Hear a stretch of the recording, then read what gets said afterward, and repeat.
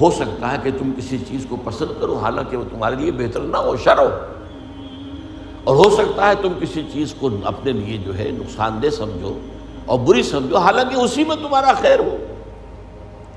واللہ یعلم وانتم لا تعلمون، اللہ جانتا ہے تم نہیں جانتے۔ اب یہ وہ چیز ہے جس سے ایک تو یہ کہ خوف ختم، ایک توکل پیدا ہوتا ہے، میں کر بھی کچھ نہیں سکتا، یہاں لفظ آئے گا اذن کا، جب تک کہ اللہ کا اذن نہ ہو، اور اللہ کا یہ اذن جو ہے وہ اس کے قدیم علم کی بنیاد کے اوپر ہے۔ اگرچہ ظاہر بات ہے مجھے چوائس تو کیا ہے، اور اپنے چوائس کے اعتبار سے میں یا مورد الزام ہوں گا اور یا مجھے بدلہ اور ثواب ملے گا، اما شاکرم و اما کفورا۔ شکر کی روش اختیار کروں گا تو اللہ تعالیٰ کی طرف سے اجر و ثواب ملے گا، کفر اور کفران نعمت کا رویہ اختیار کروں گا تو اللہ تعالیٰ کی طرف سے سزا ملے گی۔ لیکن ظاہر بات ہے ایک جگہ فرمایا ان ربی بما تعملون محیط، یہ اللہ تعالیٰ کی صفت قدرت کا معاملہ، علی کل شیء قدیر ہے اللہ۔ تو جیسا کہ میں نے عرض کیا اس کی قدرت و اختیار کا ایک پہلو وہ تھا جس کو چاہے عذاب دے، جس کو چاہے معاف کر دے، یغفر لمن یشاء و یعذب من یشاء۔ اور اگر میں یہ سمجھوں کہ میں اپنی کوشش اور محنت سے صرف کوئی کام کر سکتا ہوں تو بھی دھوکے میں آ گیا۔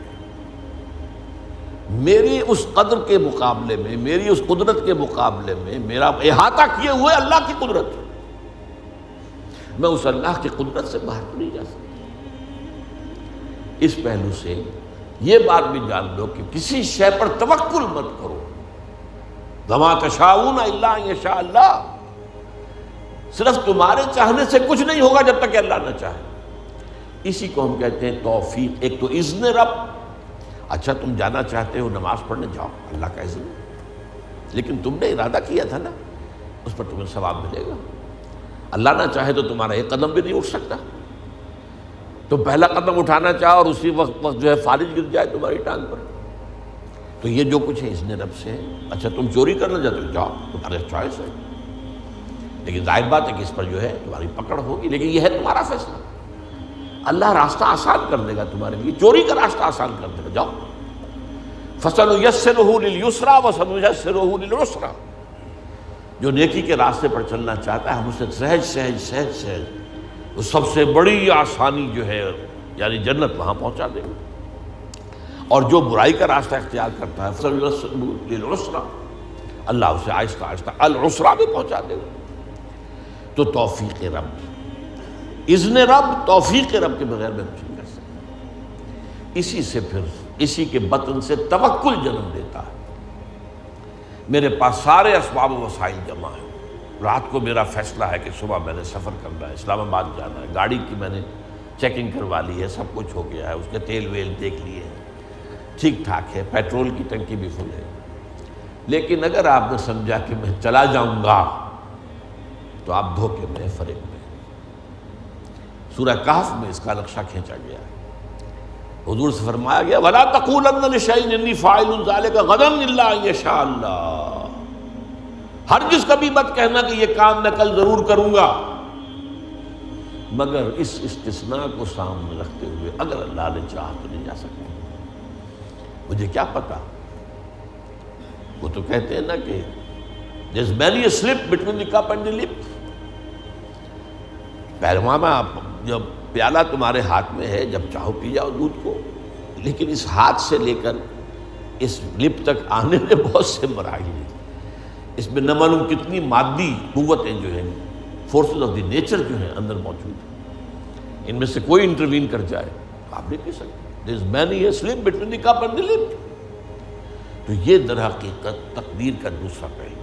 اس کا یہ مطلب نہیں محنت نہ کرو، کوشش کرو، جد و جہد کرو، امکانی حد تک، اگر وہ نہیں کرتے ہو تو تم پکڑے جاؤ گے، لیکن یہ نہ سمجھو کہ تم اللہ تعالیٰ کی قدرت سے آزاد ہو جاؤ گے اور باہر نکل جاؤ گے اور جو چاہو گے کر دو گے۔ وَمَا تَشَاءُونَ إِلَّا أَن يَشَاءَ اللَّهُ إِنَّ رَبَّكَ، اللہ تعالیٰ رب ہے، إِنَّ رَبِّي بِمَا تَعْمَلُونَ مُحِيطٌ، احاطہ کیے ہوئے اللہ، بما یعملون محیط دو دفعہ قرآن میں، اور ایک مرتبہ تعملون محیط، احاطہ ہے تمہاری اس قدرت سے باہر۔ جیسا کہ میں نے کہا اللہ تعالیٰ کی قدرت ہے وہ چھائی ہوئی، ان اللہ علی کل شیء قدیر، وہ ہر شے کو محیط ہے، گھیرے میں لیے ہوئے۔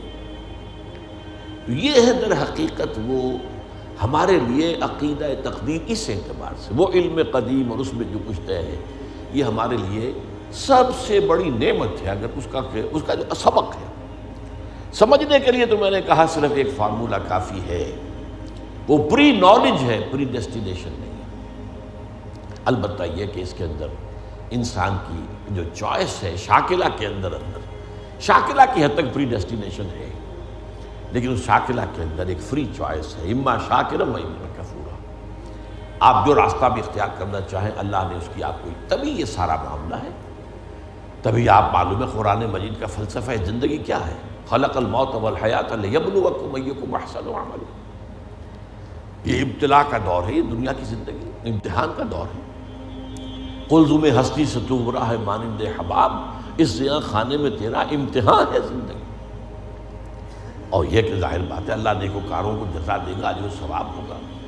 اس نے اخروی زندگی میں اس دنیا کے اعمال کے نتائج کا سامان کر رکھا ہے، جس کو کہتے ہیں اللہ تعالیٰ نے اعد لہم نارا سعیرا، یا ایسے ہی الفاظ ہیں، تیار کر رکھی ہے وہ بھڑکتی ہوئی آگ بھی، اور اللہ تعالیٰ نے جنت بھی تیار کی ہوئی ہے، سجائی ہوئی ہے، اور اہل ایمان کے استقبال کے لیے بے قرار ہے۔ اس اعتبار سے یہ عقیدہ ہمارے لیے جو ہے یہ بہت سی چیزوں سے، اس کو بڑے پیارے انداز میں اقبال نے کہا ہے، برو کشید ز پیچا کے ہست و بود مرا، چوکدہا کے مقام رضا کشود مرا۔ یہ اللہ کی رضا پر راضی رہنا، اس نے مجھے کیسی کیسی الجھنوں سے نجات دے دی۔ وہ پیچ و تاب، وہ فرسٹریشن، وہ اندر ہی اندر کا غصہ، وہ اندر ہی اندر صدمہ، وہ مایوسی، وہ بددلی، نجات مل گئی۔ وہ خوف، یہ نہ ہو جائے، وہ نہ ہو جائے، کچھ بھی نہیں ہو سکتا، پتہ تک نہیں ہلے گا جب تک اس نے رب نہ ہو۔ اور میرا رب جو ہے وہ ہر شے پر قدیر ہے، اور میرے رب نے جو بات جو میرے لیے لکھتی ہے وہ جو آئے گی تو مجھے اس کے اوپر کوئی رنج نہیں، کوئی افسوس نہیں، جو بھی آئے